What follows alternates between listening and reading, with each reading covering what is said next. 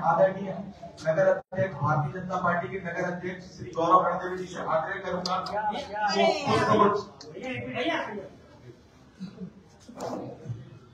अरे भारतीय जनता पार्टी के पटका पुष्पगुच्छ देकर स्वागत करते हैं।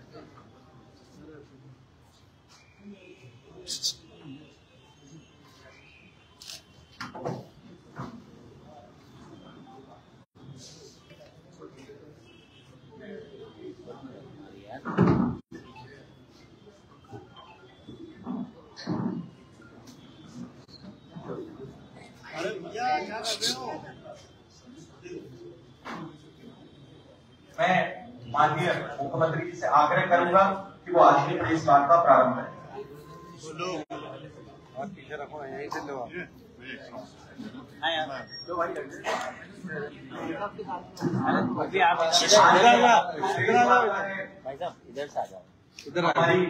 हमारे बीच में भारतीय जनता पार्टी के नगर अध्यक्ष श्री गौरव रणदेवी जी, लोकप्रिय सांसद श्री शंकर ललवानी जी, प्रदेश के सह मीडिया प्रभारी श्री दीपक जैन जी, तीनों भैया, हमारी जन आशीर्वाद यात्रा के संभागीय टोली के सदस्य श्री कमल वर्मा जी। आज की जो प्रेस वार्ता है वो जन आशीर्वाद यात्रा एवं जो माननीय अमित शाह जी गृह मंत्री जी ने जो रिपोर्ट कार्ड प्रस्तुत किया था उसके ऊपर मैं एक बार आगे वो रिपोर्ट कार्ड है उसका एक फोटो हो जाए।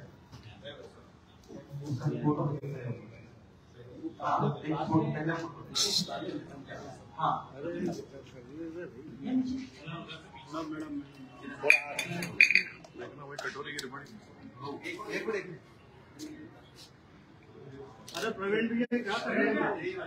अरे आप प्रवीण भैया किटू क्या इनको ले लेना है। सर वापस ओके। मैं माननीय मुख्यमंत्री जी से आग्रह करूंगा कि वो आज की प्रेस वार्ता प्रारंभ करें।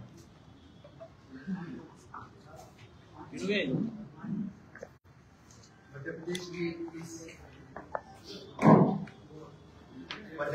की जन आशीर्वाद यात्रा में आज की प्रेस कॉन्फ्रेंस में मेरे साथ शंकर ललवानी हमारे यहाँ के सांसद हैं, गौरव जी, दीपक जी और बाकी भारतीय जनता पार्टी के सभी नेता यहाँ पे मौजूद हैं।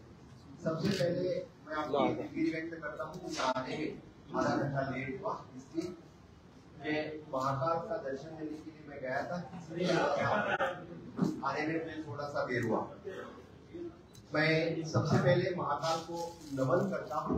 इस मध्य प्रदेश के भूमि पे मैं दो साल के बाद यहाँ पे आया हूँ। इंदौर की धरती बहुत ही महान हस्तियों की जन्मभूमि रही है। भारत के संविधान निर्माता डॉक्टर बाबा साहेब अम्बेडकर उनकी जन्मभूमि रही है। यहाँ पे सबसे पहले मैं मध्य प्रदेश, महाकाल और गोवा का जो रिलेशन है इसके बारे में आपसे बात करना चाहूंगा। आया है महाकाल, भागेगा पोर्तुगाल।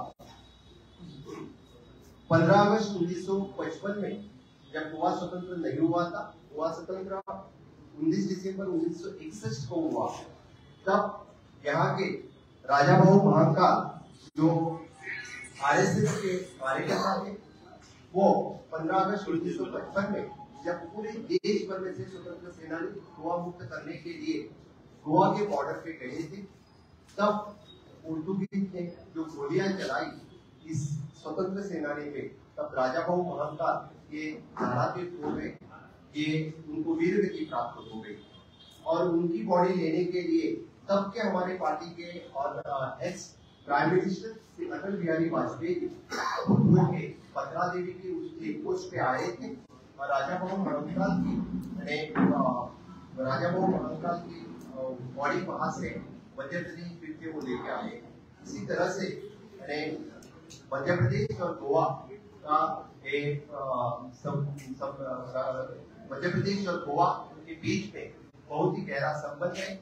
यहाँ के सभी फ्रीडम फाइटर, देश भर से फ्रीडम फाइटर गोवा की भूमि स्वतंत्र करने के लिए तब भी गए थे। गोवा स्वतंत्र करने के लिए तब की कांग्रेस जो 1947 से लेके 1961 तक ढेर सारे स्वतंत्र सैनिक धारातीत हुए, उसके लिए भी रिस्पॉन्सिबल तब की कांग्रेस सरकार थी, जो केंद्र में कांग्रेस सरकार थी। 14 साल गोवा को लेट फ्रीडम मिला, इसके लिए तब की कांग्रेस रिस्पॉन्सिबल थी। मैं आज उस पे बात करने के लिए नहीं आया हूँ, लेकिन महाराजा भो महाकाल इसकी याद मुझे आई, इसीलिए मैंने ये किस्सा आपको बताया कि लता मंगेशकर, स्वर्गीय लता मंगेशकर इनकी भी जन्मभूमि है। मैं आज सबसे पहले honourable prime minister Narendra Modi ji को G20 के यशस्वी आयोजन पे और G20 का दिल्ली डिक्लेरेशन पे बहुत बहुत उनका अभिनंदन करता हूँ। पूरे G20 के हिस्ट्री में सभी देश एक ही प्लेटफॉर्म पे आके सिंगल डिक्लेरेशन करने के लिए इस बार फर्स्ट टाइम हुआ, इसीलिए मैं honourable prime minister Narendra Modi ji का बहुत बहुत अभिनंदन करता हूँ। मैं इस जन आशीर्वाद यात्रा में आपको एड्रेस करने के लिए और लोगों से फिर एक बार भारतीय जनता पार्टी की इस डबल इंजन सरकार के लिए आशीर्वाद मांगने के लिए यहाँ पे आया हूँ। मुझे पता है कि यहाँ के हमारे माननीय मुख्यमंत्री श्री शिवराज सिंह चौहान जी उनको मामा जी बहुत ही अच्छा काम सालों से यहाँ पे करते आए हैं। यहाँ के खास करके अंत्योदय तत्वों पे काम चलता आया है। हर एक योजना जो last person in the society, जिनको हम हमारे बोलते हैं कि अंत्योदय तत्वों पर काम करने वाली भारतीय जनता पार्टी का डबल इंजन सरकार है। जब हम अंत्योदय की बात करते हैं तो समाज में से पिछड़ा वर्ग हो, समाज में से हमारे अपंग भाई बहन हो, या बाकी समाज में से जो आज तक कोई किसी के पास नहीं पहुंचा था, ऐसे देश में इतने सारे वर्ग हो, अपंग हो, इन लोगों तक पहुंचाने का कार्य किसी ने किया है तो हमारे यहाँ के मुख्यमंत्री और उनकी पूरी कैबिनेट और हमारे भारतीय जनता पार्टी के सभी कार्यकर्ता लोग उन लोगों तक पहुंचे हैं और उन लोगों तक सभी स्कीम्स जो केंद्र सरकार की हो, राज्य सरकार की योजनाएं उन लोगों तक पहुंचाने के लिए हमेशा के लिए काम किया है। मुझे लगता है if you compare the per capita income of Congress के वक्त जो था 12,000 रुपीज बढ़ा के पर कैपिटा इनकम 1,40,000 रुपीज हो चुका है। ये तो मध्य प्रदेश की प्रगति है, ये तो बहुत बड़ा मध्य प्रदेश में जिस तरह से डेवलपमेंट हो रही है उनकी प्रतीति आजकल आ रही है। आप सभी लोगों को पता ही होगा यहाँ के लॉ एंड ऑर्डर जो पहले हुआ करते थे, यहाँ की सिमी हो या डकैतियां, बाकी इसके ऊपर बात करके मामा जी ने इस प्रदेश को आतंकवाद और नक्सलवाद से मिटा दिया है और एक अच्छा राज्य बोल के आगे आया। इस राज्य में मुझे लगता है कि इंफ्रास्ट्रक्चर डेवलपमेंट और ह्यूमन डेवलपमेंट की ढेर सारी नीतियां यहाँ पे लागू की है, ढेर सारे प्रोजेक्ट हम बता सकते हैं।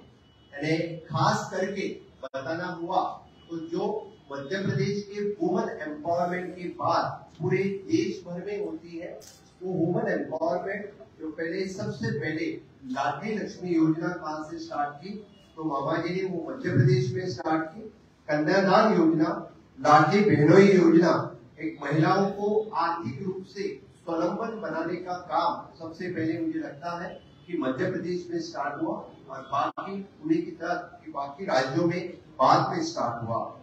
आज मुझे लगता है कि जब 50% रिजर्वेशन फॉर द वुमन किसी राज्य में नहीं है, कि मैं कांग्रेचुलेट करता हूँ यहाँ की सरकार को कि 50% रिजर्वेशन यहाँ पे उन्होंने दिया है।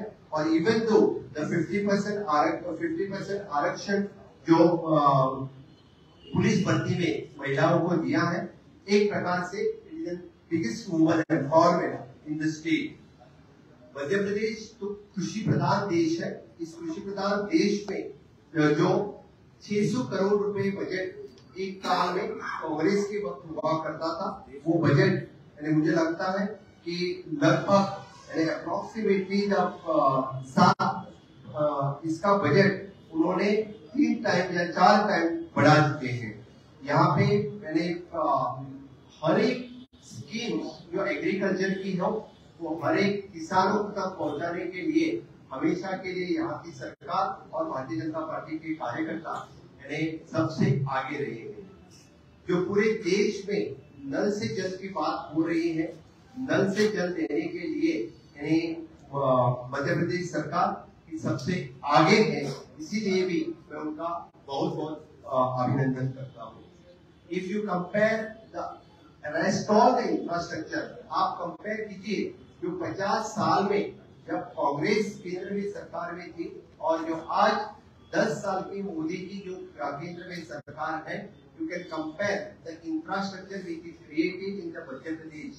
आप रोड की बात ले लें तो I think that is only the 60,000 kilometers का रोड तब बन चुका था, and present more than the 5 lakhs kilometer of the road network have completed in the Madhya Pradesh itself. एक ही रोड की बात हो तो इसके ऊपर कह सकता था। बाद में आप टूरिज्म इंफ्रास्ट्रक्चर की बात कह सकते हैं, हेल्थ इंफ्रास्ट्रक्चर की बात कह सकते हैं। इस तरह से हर एक सेक्टर में ज्यादा से ज्यादा फंड्स मध्य प्रदेश को मिला और मध्य प्रदेश राज्य की प्रगति डबल इंजन के सरकार में माननीय मोदी जी के केंद्र के नेतृत्व और यहाँ पे शिवराज सिंह के नेतृत्व में हम अच्छी तरह से यहाँ के डेवलपमेंट कर सके। मुझे डिटेल्स में बताने की कोई जरूरत नहीं है, उससे ज्यादा आप लोग जानते हैं और हमेशा के लिए which is also the highlighted the Vande Bharat train which is started in the Madhya Pradesh. मुझे लगता है कि ये तो बहुत बड़ी गर्व की मध्य प्रदेश वासियों के लिए एक गर्व की बात है। पावर जनरेशन में हमेशा के लिए मध्य प्रदेश अग्रेसर रहा है कि जो पहले ओनली जब 5000 मेगावाट पावर जनरेट होती थी, आज 29,000 मेगावाट बिजली का उत्पादन मध्य प्रदेश में हो रहा है। Madhya Pradesh self sustain power generation में है। मध्य प्रदेश की पावर से ही दिल्ली की ट्रेन चलती है, या सोलर की पावर होने दो या विंड पावर होने दो। रिन्यूएबल एनर्जी में सबसे आगे कौन सा राज्य है, तो डेफिनेटली मध्य प्रदेश इसमें बहुत सारी डेवलपमेंट यहाँ पे कर रहा है। यहाँ पे सौभाग्य योजना के अंतर्गत मोर देन 10 लाख कनेक्शन पूरे घर घर में दे सके हैं। That is one of the development.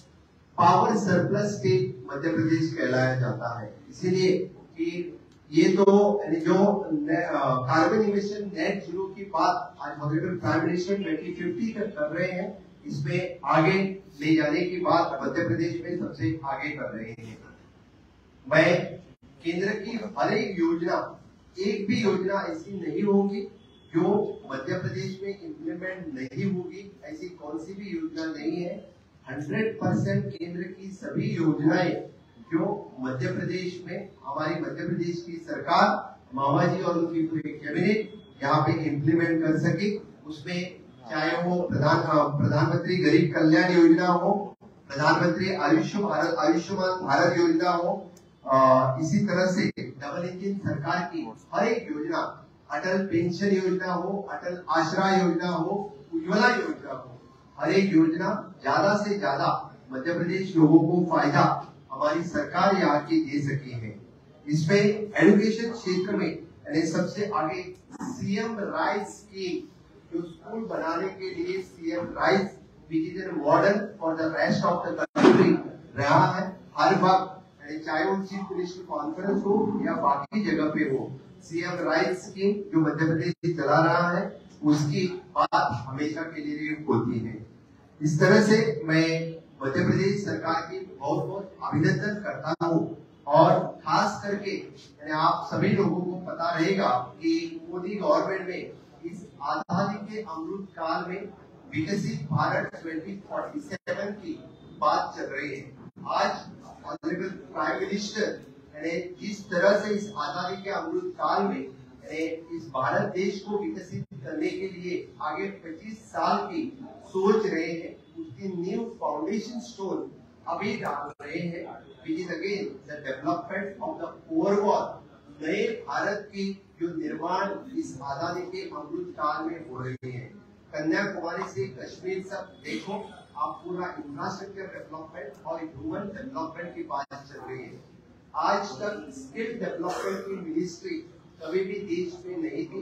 Honourable prime minister PM बनने के बाद सबसे पहले स्किल डेवलपमेंट की बात हो गई है। जिन हाथों को काम नहीं है उन हाथों को काम देने के लिए स्किल डेवलपमेंट का फॉर्मेशन हुआ।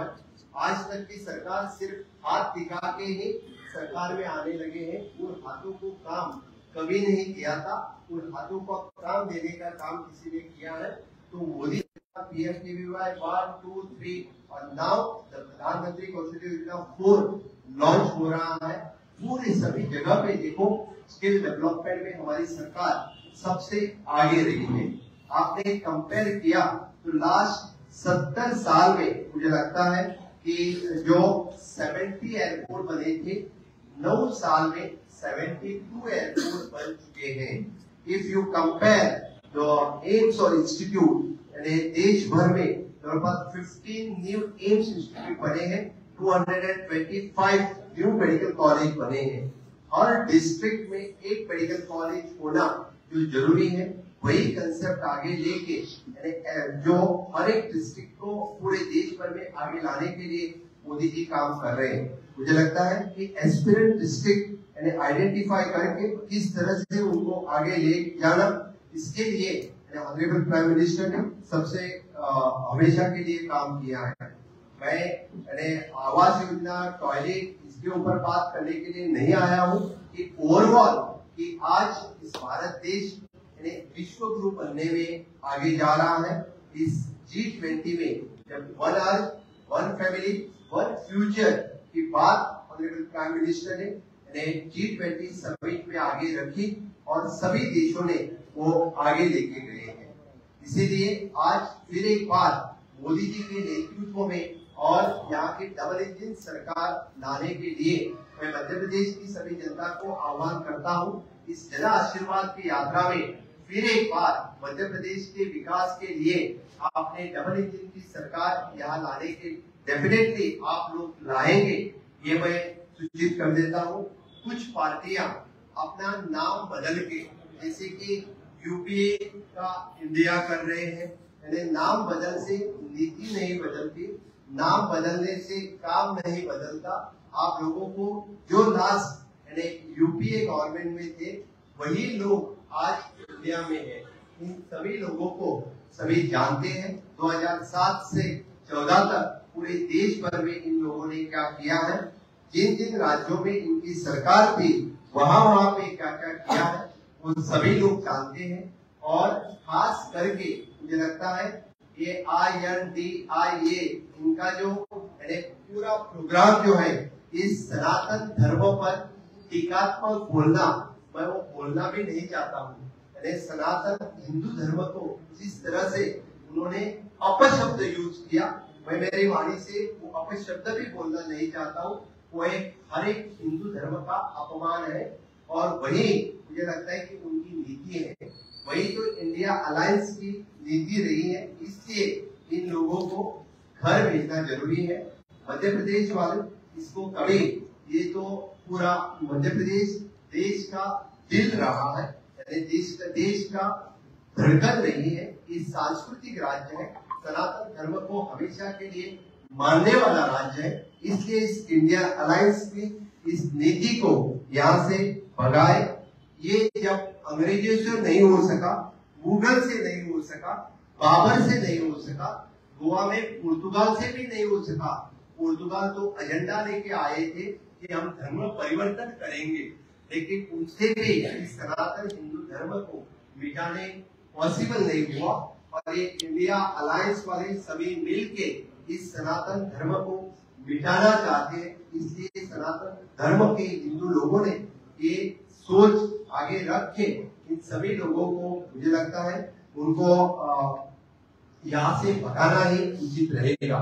मुझे पूरा विश्वास है हमारे यहाँ की पार्टी, हमारे यहाँ का सरकार बहुत ही अच्छा काम कर रहे हैं। डेफिनेटली जो अंत्योदय तत्व पर काम करने वाली सरकार को फिर एक बार मध्य प्रदेश के लोग चुन के देंगे। डबल इंजन की सरकार फिर एक बार यहाँ पे लाएंगे। नव भारत निर्माण में, नव मध्य प्रदेश निर्माण के लिए आप सभी लोगों का भी सहकार्य रहेगा। जो अच्छा है वो अच्छा है, जो झूठा है वो झूठा है। वही बात सामने हमेशा के लिए मेरे प्रेस मीडिया के भाई रखते आए हैं, वही फिर एक बार जो लोगों के सामने रखी, वही मैं आप लोगों को रिक्वेस्ट करने के लिए गोवा से यहाँ आया हूँ। बस इतने ही कह के मैं मेरे वाणी को विराम देता हूँ। जय भारत। मेरा सभी पत्रकार साथियों से विनम्र आग्रह है, सभी के प्रश्न हो सके इसलिए कृपया एक एक प्रश्न संक्षिप्त में पूछें। सावंत जी, अभिषेक जैन के लिए। सावंत जी, मैं पूछ रहा था कि जो गोवा से जो क्रिश्चियन कम्युनिटी पलायन क्यों कर रही है? काफी जो क्रिश्चियन कम्युनिटी वो विदेश में बस रही है, गोवा में कम क्यों हो रही है क्रिश्चियन कम्युनिटी? क्रिश्चियन कम्युनिटी पलायन नहीं कर रहे और गोवा से पुर्तगाल पासपोर्ट लेने वाले गोवा, दमन, दीव यहाँ के सभी नागरिक हैं और कुछ जॉब के लिए और बाकी यूरोप में जो अपॉर्चुनिटीज मिलते हैं वहां से और भी लोग वहां से जो जॉब अपॉर्चुनिटी के लिए जा रहे हैं, कोई पलायन नहीं कर रहे और बिल्कुल पलायन करने की कोई जरूरत भी नहीं है। महेश मिश्रा जी आइए। महेश मिश्रा जी आइए।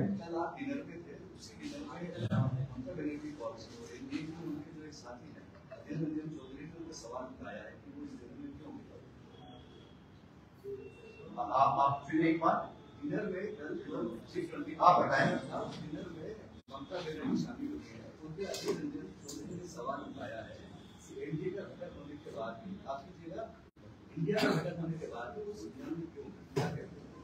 मुझे लगता है आपने ये सवाल तो ममता दीदी को पूछना चाहिए। सर आपने सनातन धर्म की बात करी है और उद्धव ठाकरे का बयान आता है कि अगर राम मंदिर का निर्माण अयोध्या में होता है तो गोधरा कांड जैसा फिर से दूसरा कांड हो सकता है। कई लोग जुटेंगे वापस, जब ट्रेन से लौटेंगे तो गोधरा कांड जैसी चीजें हो सकती है वापस से। इस बयान को आप कैसे देखते हो? राम मंदिर होता है तो ये क्यों कह रहे हैं मुझे पता नहीं है। इस पूरे भारत देश में राम मंदिर बनाने के बाद राम मंदिर के इनॉग्रेशन के कार्यक्रम को उनके मन में सार्थकता क्यों है ये मुझे पता नहीं। आप चाहे तो कभी मिले तो उनको ही पूछना। वरिष्ठ पत्रकार गौरव चतुर्वेदी। सावंत जी, आपने मध्य प्रदेश और गोवा का एक संबंध बताया। मध्य प्रदेश और गोवा को मानव विकास सूचकांक के मामले में आप किसे बेहतर मानते हो और उसे क्या बेहतर किए जाने की जरूरत है, किसको जरूरत है? फिर एक बार मानव विकास सूचकांक के मामले में मध्य प्रदेश और गोवा में से आप किसे बेहतर मानते हैं और दोनों को पार करने के लिए किसे ऊपर जाने की जरूरत है? मैं एक बात जरूर कहूंगा, गोवा एक बहुत छोटा राज्य है। गोवा की लोक संख्या शायद आपको पता नहीं होगी, 15 लाख 15 लाख की लोक संख्या है। तो फिर 15 लाख लोगों को ट्रीट करना, डील करना ये बहुत ही easy for me as a chief minister. और मध्य प्रदेश जैसे इतने बड़े प्रदेश में डेफिनेटली इतने पर कैपिटा इनकम हमारा ज्यादा रहेगा ही रहेगा। Being a touristic state, okay, being a mining बाकी सभी बिजनेस के कारण और वहाँ का क्षेत्रफल भी कम है, लोक संख्या भी कम है, तो पर कैपिटा इनकम और बाकी सेक्टर में you want to compare the Madhya Pradesh with the other state, other the bigger state। कभी एक दूसरे के बीच में कंपैरिजन होगा तो बड़े स्टेट का बड़े स्टेट के बीच में होगा। सावंत साहब, जब भी समान नागरिक संहिता की बात होती है देश में तो गोवा का आता है जिक्र कि वहाँ पहले से ये संहिता लागू है, तो क्या गोवा मॉडल को अपनाना चाहिए देश में? क्या लगता है आपको? आई फील प्राउड जब यूनिफॉर्म सिविल कोड की बात चलती है तब गोवा इंडिपेंडेंट 1961 से लेकर आज तक यूनिफॉर्म सिविल कोड फॉलो करके आ रही है। Uniform civil code birth registration, death registration, marriage registration और property division between the boy and girl is the same. और मैरिज के बाद भी प्रॉपर्टी डिवीजन, प्रॉपर्टी शेयर जो है वो बेटी को मिलता है। ये तो मुझे लगता है कि अभी एक राज्य जब आगे आ रहा है कि यूनिफॉर्म सिविल कोड फॉलो करना चाहिए। मैं कहूँगा कि definitely Goa is the role model for the other state और बाकी लोगों ने भी इसको इम्प्लीमेंट करना जरूरी रहेगा। शेखर बाबू जी, सावंत जी, सवाल ये है कि पिछले साल आप लोगों ने भी चुनाव देखे हैं, विधानसभा के 5 स्टेट में हुए थे। उस समय मोदी जी ने एक परिवारवाद को किनारा करने की बात कही थी। आपके स्टेट की बात की जाए, पूर्व सीएम के बेटे को टिकट नहीं दिया गया था। आपको ऐसा लगता है मध्य प्रदेश में भी ऐसा होना चाहिए, जो कई नेताओं के पुत्र जो है टिकट की दौड़ में उन्हें रोकना चाहिए नई लाइन को जगह देने के लिए? भारतीय जनता पार्टी कार्यकर्ता की पार्टी है और जिस तरह पार्टी बढ़ जाती है तो फिर पार्टी में इस तरह के इश्यू क्रिएट हो जाते हैं। लेकिन ये सभी इश्यूज हमारा पार्लियामेंट्री बोर्ड जो डिसीजन लेता है, हमारे यहाँ मध्य प्रदेश का नेतृत्व और केंद्रीय नेतृत्व योग्य निर्णय इसके ऊपर लेगा।